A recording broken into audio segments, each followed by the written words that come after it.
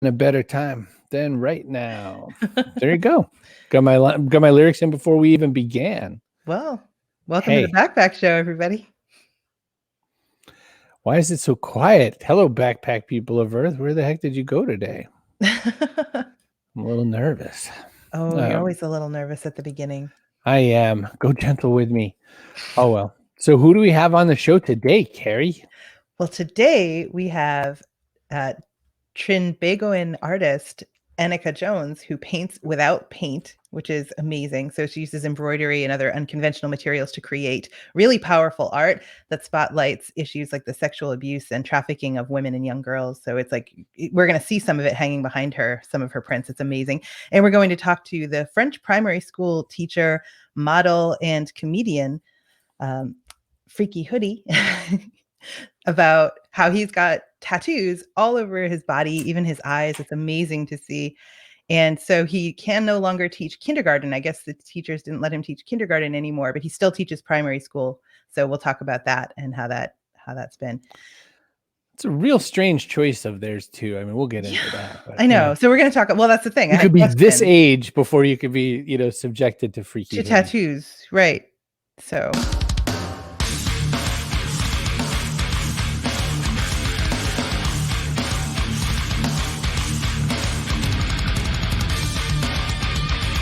Backpack Show. I like to take a long pull off my morning coffee so that, you'll be tempted to stop the intro and bring me out. So I was scrambling. I was a little late because I had a problem, and then I had another problem, and I didn't actually grab an official beverage. So I have like a little bit of Ocean Spray cranberry juice. Oh, look, you're so on trend. I am, but no container. It's been working very nicely with vodka, actually. Not this morning. So good morning, Senior Collins, Chloe, Carol. Bonjour, Carol. My father, my biological father, Steve Brogan. Just stop saying that. I mean, it's not inaccurate, but it's misleading. Right. Anybody else who's here, please make sure you say hi, because we don't know you're here if you don't say hi. We don't get to see your logos or faces or anything until that time. And stop being a lurker. It's creepy. All right. Our friend Sylvain, who is known as FreakyHoody, is going to come on. And I have a question for you, business professionals. Do you have a tattoo? I have two. You have two, right? Mm-hmm. Yeah, I think got my roses on that side. Very nice. And my raven on the other side. All right, so two tattoos is pretty good. I think Sylvain maybe has. Is there a number? Do you still even know the number of tattoos still, or no? First of all, hello and thank you for having me. Hello. I only got one tattoo. For me, it's only one piece. People come to me and say, "Oh, I've got 8 tattoos. I've got 7 tattoos," but you've got more tattoos than I do because I only have one piece. It's like the Japanese would say an irezumi, but I call it my pajamas, and it's a constantly evolving masterpiece for me. So it's only one piece. I want to get the worst question I had out of the way first. Is everything tattooed? I'm fully covered. I'm the most French tattooed man. Okay. That's what I wanted to know. I thought, but what's the worst areas? Like, what are the absolute worst ones? Well, the worst areas are the one you are thinking about right now. So I would all of the genitals, obviously, the inside of the hands, the sole of your feet, your nipples, the inside of your belly buttons, all of the areas that tickles. If it tickles when you put your finger on it, it would be awful. It would be just torture. Wow. So, Chris, that seals it. You're never getting a tattoo. I think I'm good. I was fine, actually. The arms was no problem. When they started to get about here, it started to hurt a lot. And that's because women are stronger than men. It's that's proven fair. That women can handle the pain much better than we do. So you're a teacher, but you also do many other things. You do comedy, you do street performing, you do many other things. And of those, of course, it was a little hard to get the job, to keep the job the same way. You lost the early grades for that. But beyond that, you haven't really particularly suffered for being this or choosing to adopt this who you are. I've never received any complaint from people directly. All of the complaint I received are from people that write down things below my pictures on the internet, or that complain to the hierarchy. But never in my whole life people came to me to complain. Maybe because they're a bit coward, or maybe because I'm a man, or maybe because I scare them. But I never had any trouble being who I am on my daily life. Bob asked the other question we all want to know. How did you do your eyes? Well, basically, it's the most traumatic experience of your whole life, because it's just like in the movie Clockwork Mechanic from Stanley Kubrick. I don't know, in French it would be Orange Mécanique, but I don't know the English title. Clockwork Orange, yep. Thank you very much. And you've got one guy holding you down and keeping your eye open by force. And you've got the other one coming with this massive syringe full of black ink. And you don't have to move. You don't want to move, because if you move, you can basically lose your eye. So you don't have to move. You have to stay straight, and you can feel and you can see everything. You can see the syringe going close to your eyes. And moreover, it's forbidden in France. It's considered as an illegal medicine act, and it's really expensive. It's like 2,000 euros for both eyes, which is approximately $2,500, something like that. And it's been only 10 years maybe that this procedure is known, which means that people got tattooed from 6,000, maybe 7,000 years. We know that it's working, getting tattooed on your skin. But with the eyes, we don't know. Maybe I'm going to be blind tomorrow, or maybe it will be fine. So just then why do it? Why do it, Sylvain?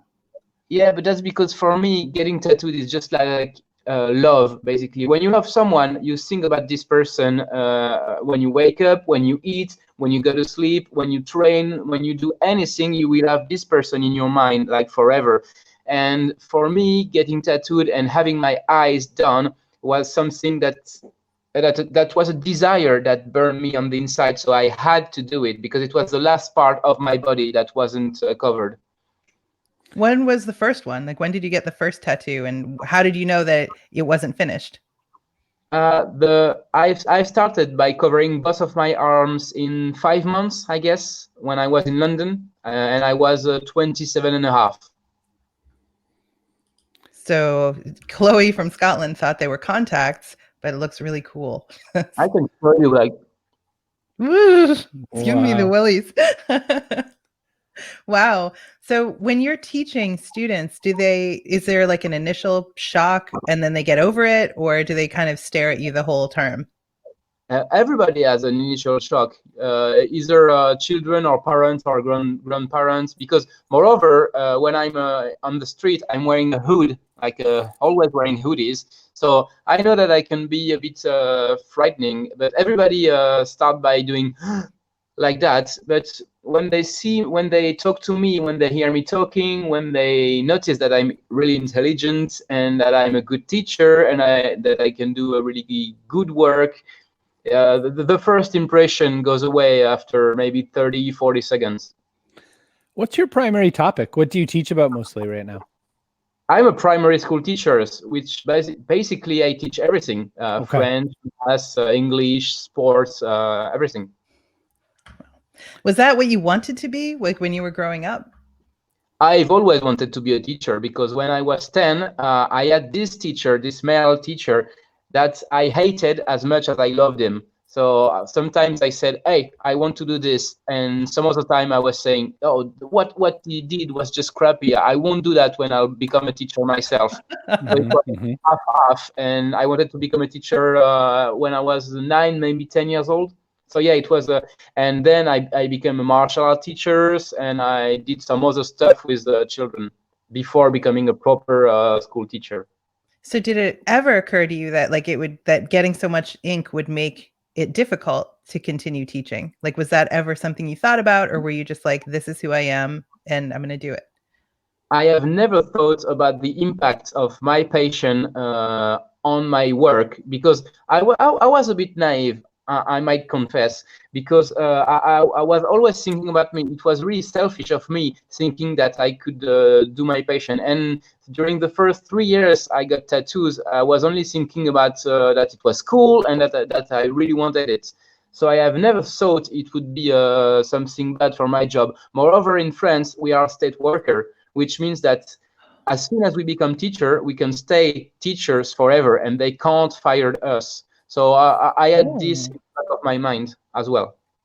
Oh, that's different from here. So I love that. I saw one of the teachers at my kid's school get disciplined just because she was doing something on the board and her shirt moved and she had a little tattoo on her back, and people were like, "Oh no, you have to keep it covered." So it's very different here. Interesting. I have a question about that then. So once you get past the first 30, 40 seconds, when people kind of get through admiring the work, of course, one thing they want to do is they want to take the tour. They want to see as much of it as they can, right? Of course.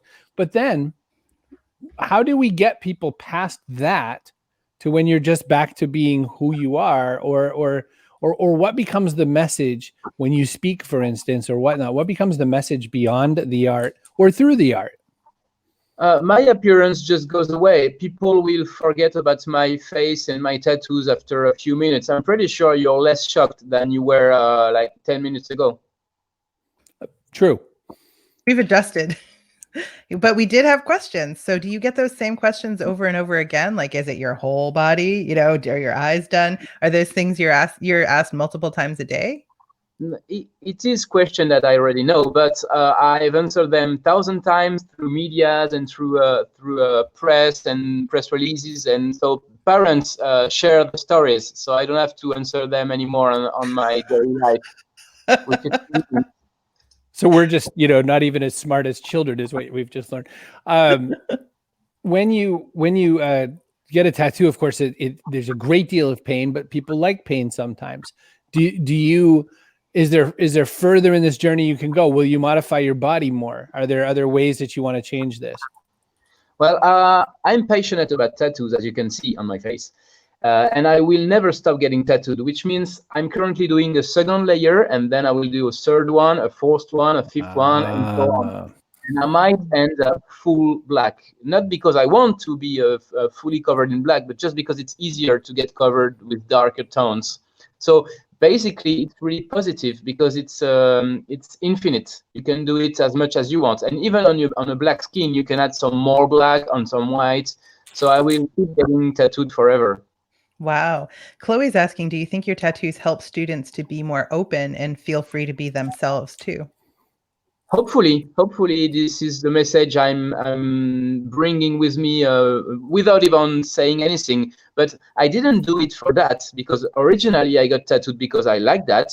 But if it can help people to be more open-minded, if it can help people to be less racist, to be more tolerant with, I don't know, homosexual people, about any religion, the message is that we are in 2020. We can be homosexual, heterosexual, Muslim, Catholic, white, black. We can have any passion we want, as long as we don't try to convert other people, and as long as we do our job properly. Well, we should be able to look the way we want. France just went through that again very recently. France just had the beheading of a French citizen, and then, of course, the retaliation the other direction. It's hot there. It is a very contentious place. So that's your space in this, your role in this. You're saying is you're hoping to say that if you can understand me, we can maybe understand peace. Actually, it's a teacher who lost his head because he showed in his classroom some I don't know, you said it, caricature drawing. Yeah. Okay. Like what happened with Charlie Hebdo, basically, but another.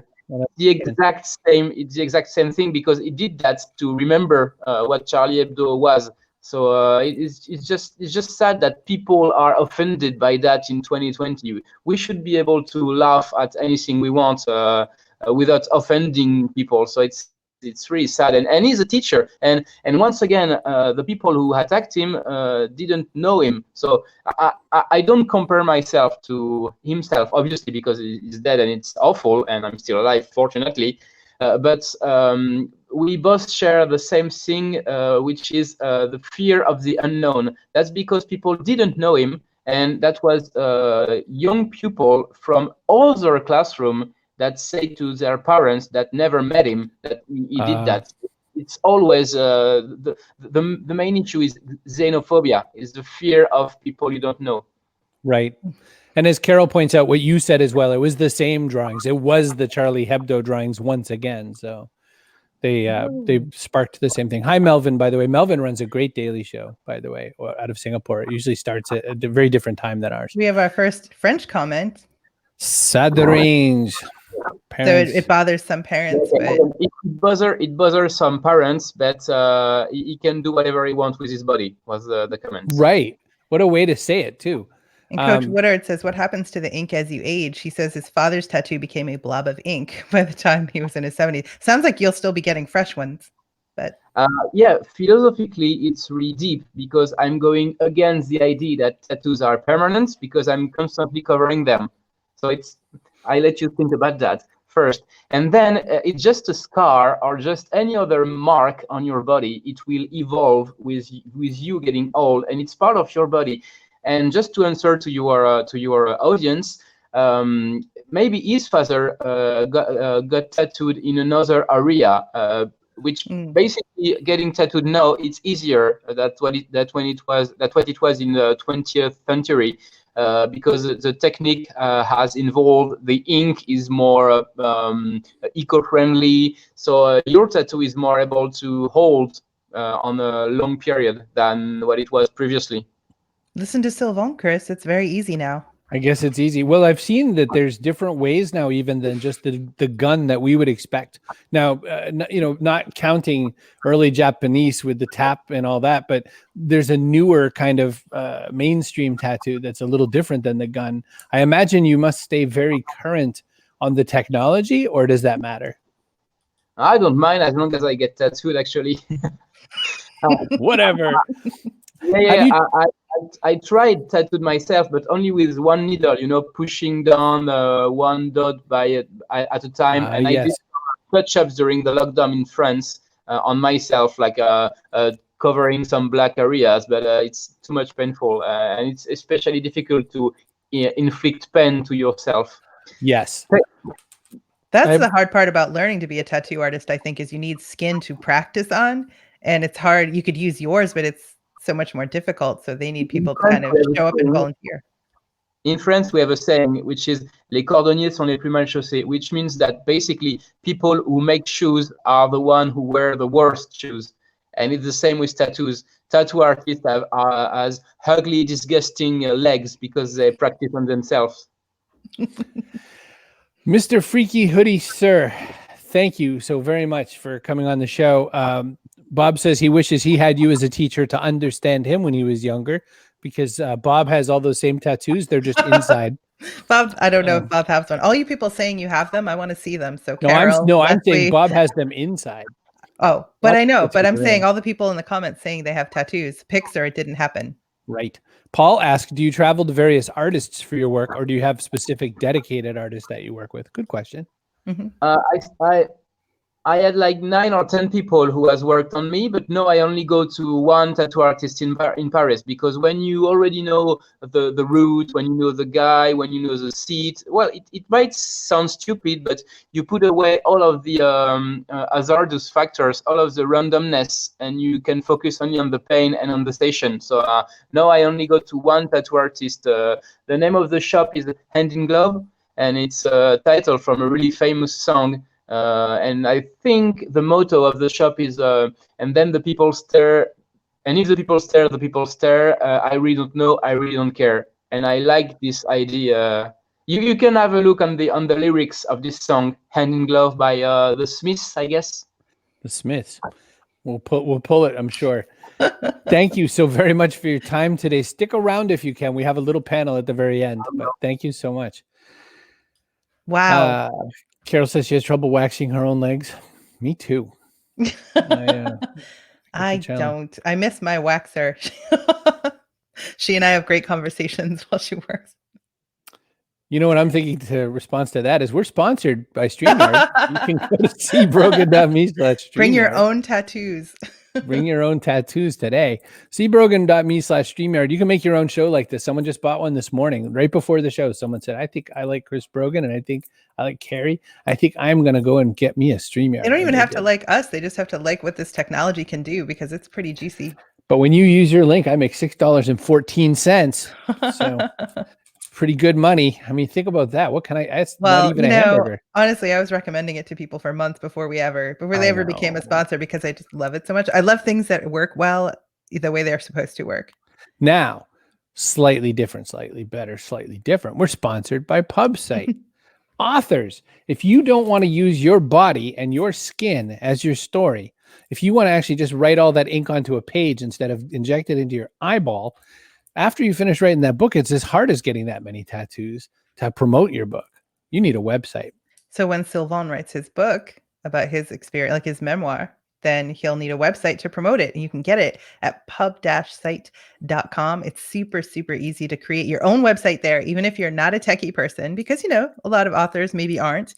But if you absolutely don't want to do it yourself, they'll do it for you. So to have them build your website for you is $499, which is insanely cheap. And then it's such a really functional, really well-working website that if you want to try it yourself, there's a 14-day free trial. You can see just how easy it is. And after that, it's just $19.99 a month. So pub-site.com. Go get the website. Go get it, authors. They also sponsor the person of the day, which we will announce right near the end of the show. If we person remember. Of the day. We'll person remember. of the day is one of my favorite things. Do we sometimes forget? We sometimes forget. Chris if you mention your grandmother without picking a person of the day, I'm going to have to say something. My grandmother could be person of the day. I don't think you can give it to people who have passed. So I have a confession. I could have watched this particular company's show for free the other day.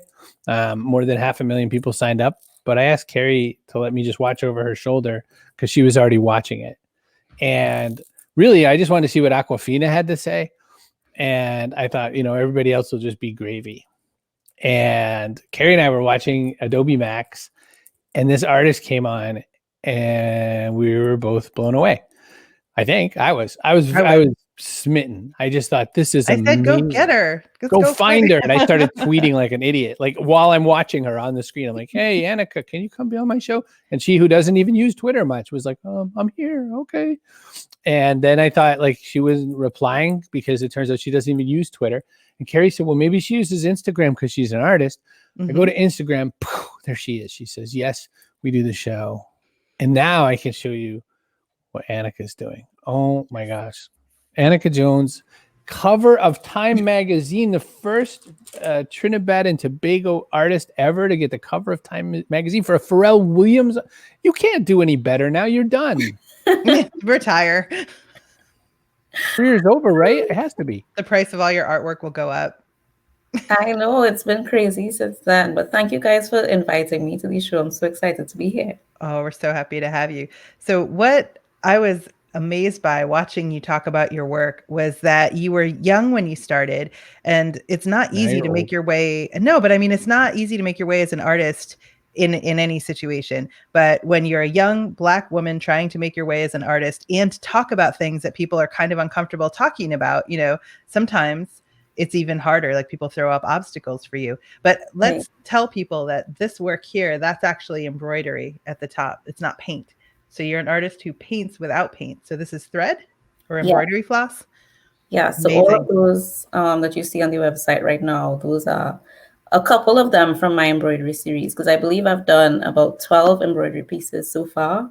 And all of them have sold like right after I made them. So, but the first one was you, right? Because you weren't completely sure how like it would work out. Yes. So I took an experimental painting class at the University of Tampa, and the professor was like, okay, because I'm thinking, we're going to like experiment with paints, like, I don't know, splashing paints on the canvas or like using different things.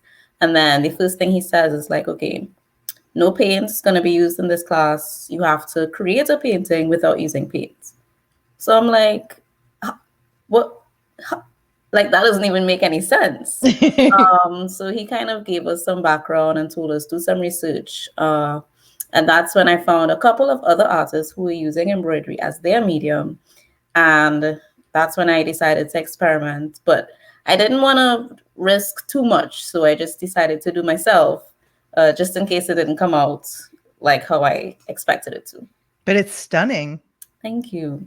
Thank you. You also did some other mixed media works. So when you mentioned what these pieces were, that was the other interesting part of the interview, which is that you said you were told right away that maybe you're not only an artist, maybe you have a little bit of activism that needs to be handled as well.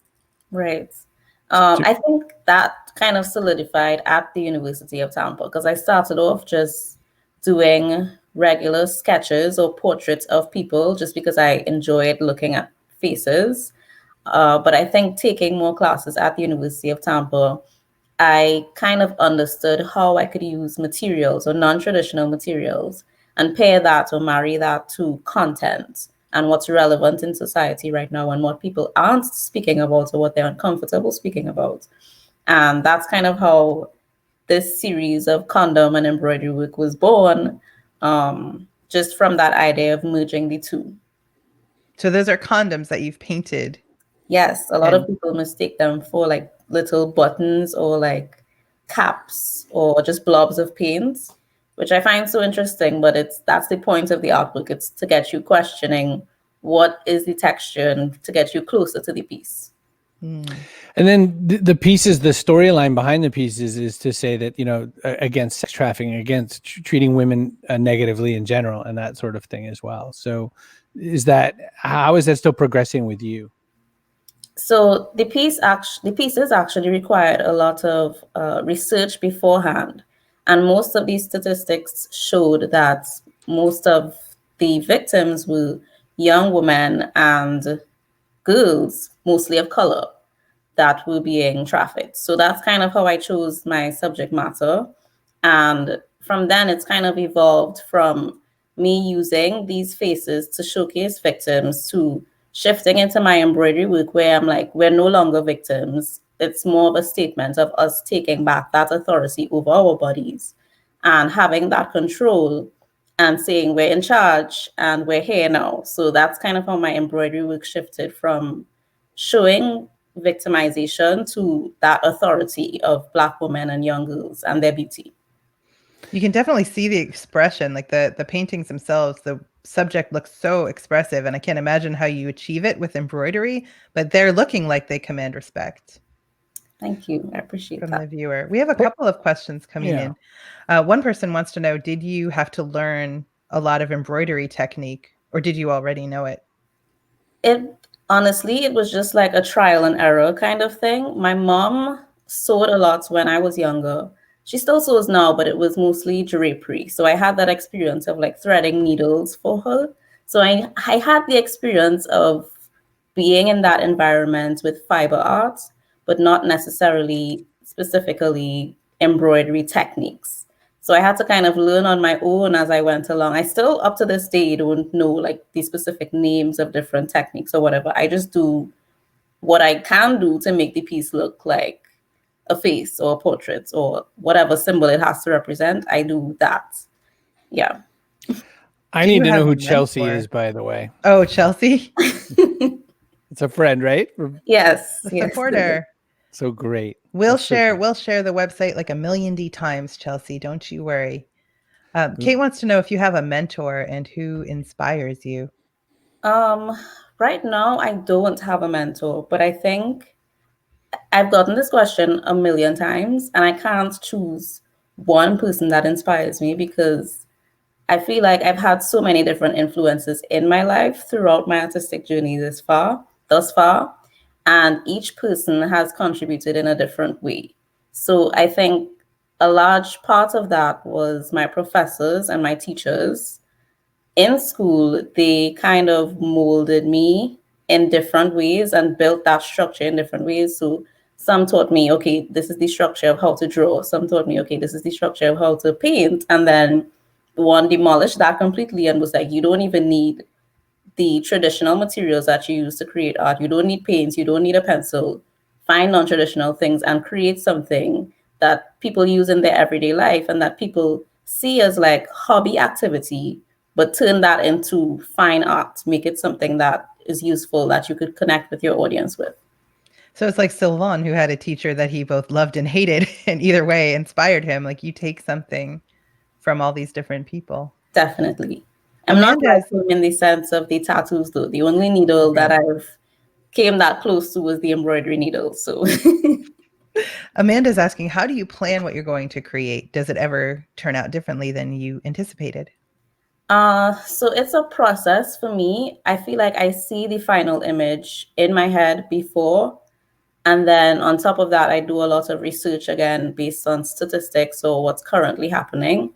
And then I go into Photoshop, start sketching that way. I don't really sketch like how I used to, but I kind of collage images. And once I see that the image that I've created on Photoshop is the image that was in my head, then I go ahead and start the actual piece. So my inspiration kind of comes from current events and what the image that is placed in my mind and how I could put that on the canvas in some way. It's a good lead into a thing I want to point out too, is that you got Time Magazine's cover. Yes. You got to put an embroidery piece on that cover for a Pharrell Williams article. And I had mentioned that before. The piece I love more than anything, I love all your other art the most, but what I love about this piece is how you left the needle in to say that it's an unfinished project. Do you want to talk a little bit about this piece and also just how jump up and down excited you must have been to get this? Well, not many people know because I haven't really said it that much, but this is actually my second opportunity in terms of the art director at Time reaching out to me. So he reached out to me a couple of months before this issue, and he was like, we want to work with you. This is something that, you know, I feel like your work is a good fit for the magazine. And then that kind of fell through. So I was a little bit sad about that. And I just continued working on other stuff to kind of distract myself. And then he came back a few months later. And in the back of my mind, I'm like, is it going to work out this time? Or, you know, I didn't want to get my hopes up all the way. And so we kind of went back and forth with the idea of the new American Revolution and highlighting that Black entrepreneurs and creatives and people in the industry were rising to higher levels and pushing for that optimism with equality on the whole. And we were going back and forth deciding whether we wanted to use a portrait, but we felt like using a portrait kind of limited. It didn't capture society as a whole. So we needed something that was symbolic, something that was strong, and something that signified unity. And what better way to use that than highlighting the American flag? And so that's kind of how that concept came about, and using the colors of very Black to fading into the traditional colors of the American flag, but also leaving the needle and leaving it incomplete to show that it's not something that's going to happen overnight. This is something that everybody has to work on, and everybody has to come together and be a part of, and it's a work in progress. You don't do a whole lot of embroidery of like cute dogs. Do you ever just put a butterfly on a daisy or something like that for a friend? Not really. Huh? I don't. I have a couple of embroidery friends that do though, but it's not me. How long does a piece take you to think of and complete? And just a lot of love for you in the yes here. Pieces usually take weeks to complete, about a month or more. But that embroidery piece, for Time, I actually only had less than 24 hours to complete. So my fingers were like literally sore. It was like almost to the point where my flesh was showing, just because I had to like stay up all night sewing it. Yeah. So it usually takes about a month roughly to complete. They're like, I love this color. What is it? And you're like, blood. Blood color. Kara is a friend of ours in Scotland, in Fife, and she does watercolor sketches of the town. So she does these colorful paintings of the town. So very much, you know, the traditional art that still connects up, but it definitely leans towards, you know, we can all use art our own ways, just like Sylvain uses his body. Chelsea asked a very important question. Say, any new pieces coming out? Yes, definitely. So I have like physical pieces that I'm currently working on, which you can see on my Instagram, the progress of it. It's a lot further than it is the pictures that I have on my Instagram now. But I have a new series coming out that's kind of building on what I've produced so far, going back to where I said that Black women are taking back their authority. And so you'll see a lot more with these pieces where I'm incorporating different pieces of fabric and stuff like that. I don't want to give away too much, but definitely a new series coming out. And I've also launched a book where I speak about how I discovered embroidery and the first piece that I made and how that kind of evolved into the work that I do now. If you need a website to promote it, pub-site.com. And here you are modeling the flag. Hey, look, so there you go. There's a little, flag love embroidery. Oh, Yes. There you go. love It's for the Independence Day. So very fun. Perfect. Very fun. It's Thank you. and by fun, just amazing to think through the breadth of it, and that you didn't end up just doing puppies. Carol asked if it was strange collaborating with Time because the vision isn't like purely your own then. I don't think it was strange. I actually think that it changed my outlook on because for me, I've always been in love with portraits. So it was kind of like a challenge for me. And I think it broke me out of that comfort zone of, okay, I'm just going to do another portrait. It was a challenge in how do I get the flag to actually look like an American flag? How do I stitch the stars? How do I make it look like a flag, but make sure that I emphasize that this is embroidery? So I think it was a milestone, but also challenging in the sense that it broke me out of my comfort zone. So I'm definitely more open to doing more pieces like that. Perfect. Well, we're going to drag back our friend Sylvain as well and ask a question or two. I didn't even say. You say Sylvain? I don't know. Say Sylvain, but I don't know. I think we're both wrong, and he's probably just going to smile politely. Comment tu dis? Sylvain. Sylvain. It's just like silver, like a silver surfer, but with a 1, which is the first number. Sylvain. It's a 1-1. Sylvain. Sylvain. Not Sylvain. Sylvain. Well, if you could do this all day and never get it. Can. That's the gift of being from Boston. Yeah. And only having 3 years of Parisian French school. So that's all I have. That's it. And then, with no one to practice. Through a WWE product because we talked about that offline with Triple H. Yeah. And I learned basically because we had to download it illegally when I was 15. So I learned it like it went above the third rope, and this is basically 90% of my vocabulary. Was that wrestling? Then you must talk in the passive voice all the time. That's what they would do. They would be like, the head of this guy has been smashed to the mat by The Rock. Like they always talk that way. They talk as if it's already long since happened. Yeah, it's not correct. You have something in common with Annika because Annika stabs needles into her fingers a lot. She just doesn't leave anything behind. So. She had to do an embroidery piece in 24 hours.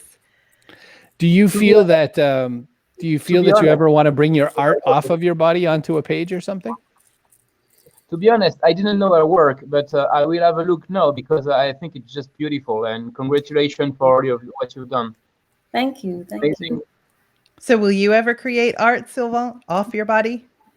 Well, I'm using my body on many different ways, and as you can, I'm a comedian as well. I went into a lot of TV shows and movies, so it's part of using your body. But my art is not only on me, and I'm currently working with it by being an anchor at tattoo convention and by working in different movie sets. Do you know that I had the opportunity to work with Lana Wachowski, for example, on the set of Sense8?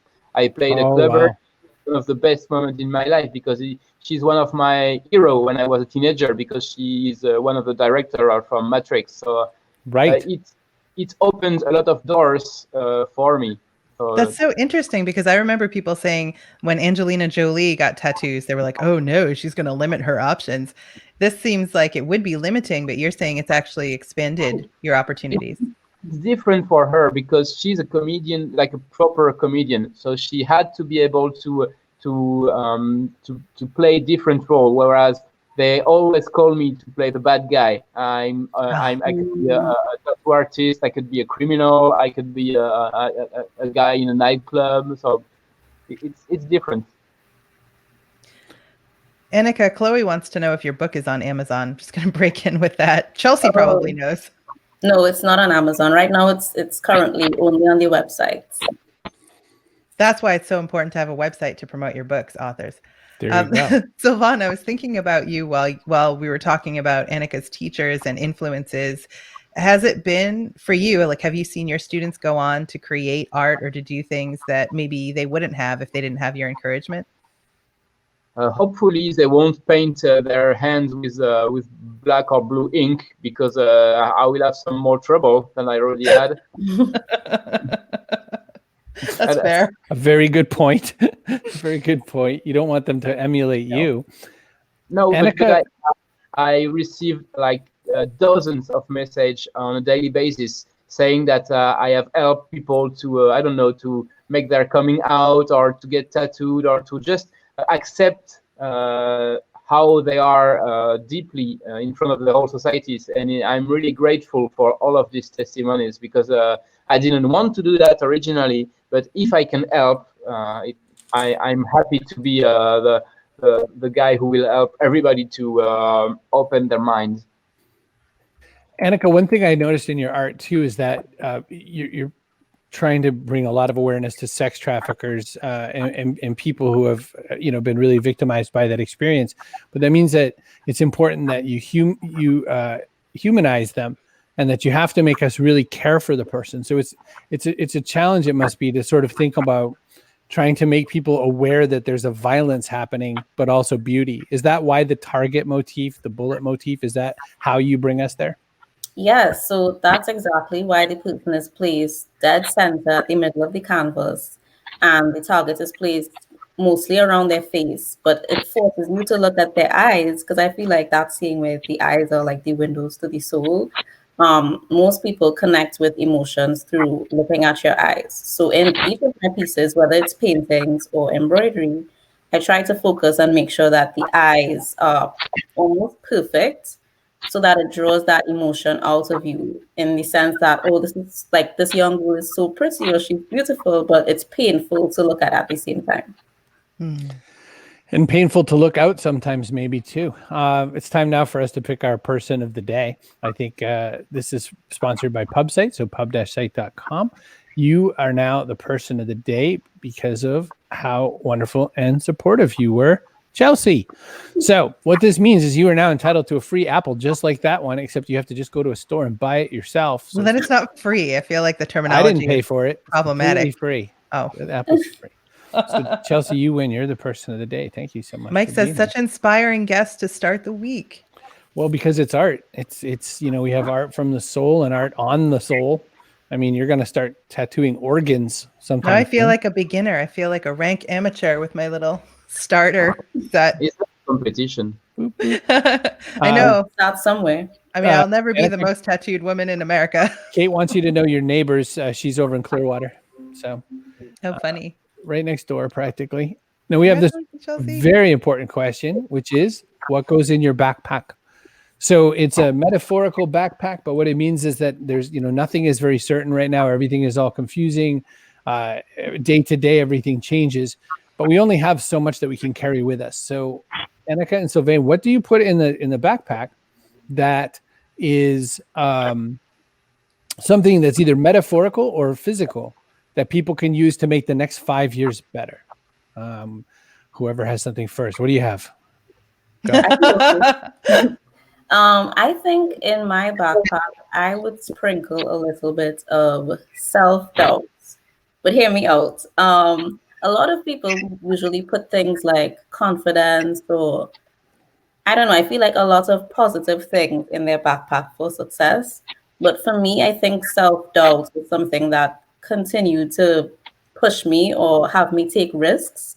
Because if I was 100% confident, I would have just sat back, not taken any risk, and I would have been still drawing or sketching. I wouldn't have taken the risk of trying embroidery or using condoms, because I would have been fearful of what other people would think of my artwork. So I think having self-doubt, not saying completely doubt yourself, don't think you're great, but have a little bit of it there pushing you to want to achieve more. and knowing that you're not at your 100% best, but you'll get there eventually. Self-doubt. That is a big one. Sylvain. I would say that you have to have selfishness in a way. I will explain myself right now. You only live once. You only have one life, and in France we have a saying which is "mieux vaut des remords que de regrets," which means you don't want to be on your deathbed and to say, "Oh, I should have done this. I should have done that. It's too late for now." If you're passionate about traveling, just go travel. If you're passionate about tattoos, just get tattooed. If you're passionate about Lego, just buy Lego bricks and play with them, whatever your age is. You have to live your life the fullest because you don't want to regret anything.